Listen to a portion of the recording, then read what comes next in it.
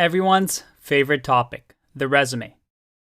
I doubt that many people actually enjoy writing their resume, but unfortunately it is a required part of a job search. Well, actually in a later video, I'll argue that this is not the case, but for now, let's leave it at that. In order to maximize your chances of getting an interview, you will most likely need a resume. A brief document that someone will glance over it about 10 seconds and decide if you are worth talking to for a potential interview or phone interview. How can we increase the odds here? Now, resumes are a bane to everyone's existence. Nobody likes writing them. And no employer offers a job just because of somebody's resume.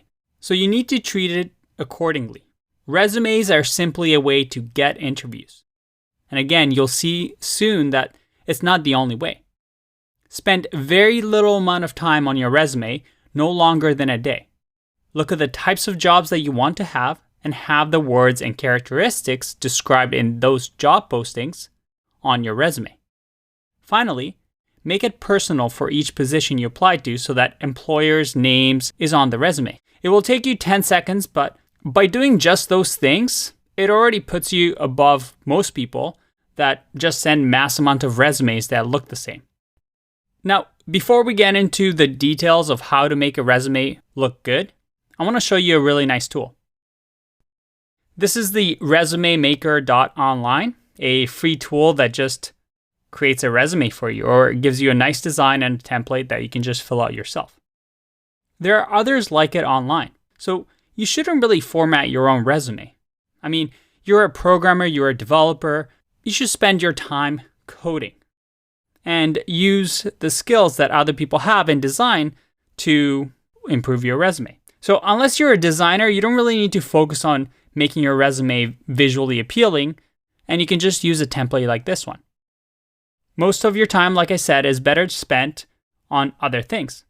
And again, remember what I said. In most cases, resumes get viewed for only 10 seconds by a recruiter, and they'll decide quickly if they should contact you for an in-person interview or a phone interview.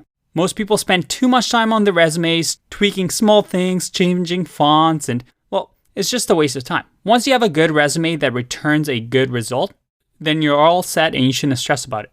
And keep in mind that some companies that get a lot of resumes don't even have humans actually looking at the resume. And initially, they have some sort of an algorithm search that looks for keywords on your resume based on their job description. So let's go back to the slides. Now, I'm going to give you a cheat sheet in the next video and do a bit of an exercise that goes into a little bit more detail. But for now, let's follow these key points for having a nice resume. Resumes should be one page only.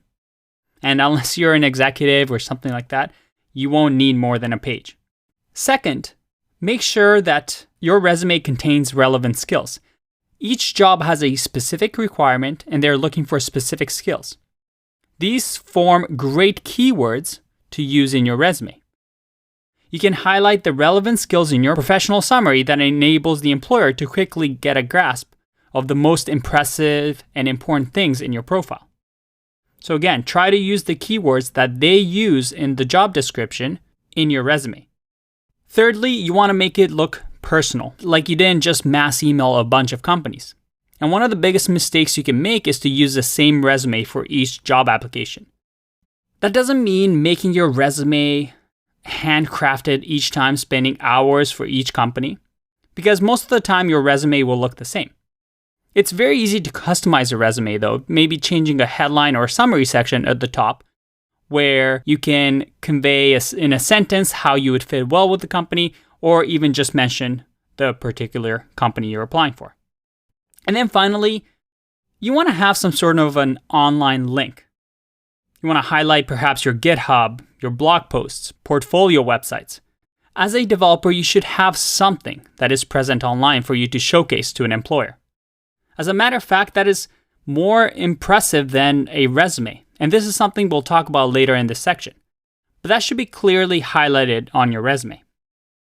All right, these are just bullet points, and it's kind of hard to explain this without actually showing you a demo.